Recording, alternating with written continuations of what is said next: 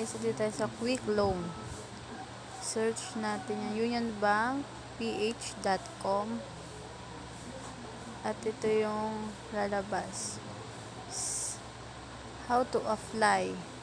Fastest, simple, and then fill out form, submit. Let's get started. May cash loan dito, may quick gives. Then, meron ding I have an invite code. So, may invite code tayo, kaya dito tayo sa invite code. Then, lalabas uli yun.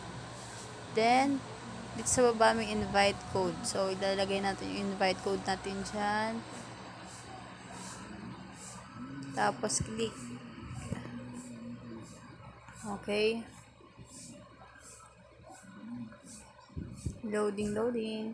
Then, quick loan. Please key in the following details for more information as the quick loan. Okay, dito yung invite code natin. Tapos yung 12-digit ng Union Bank account mo.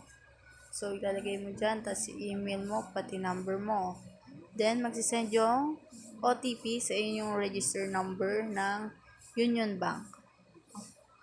Thank you.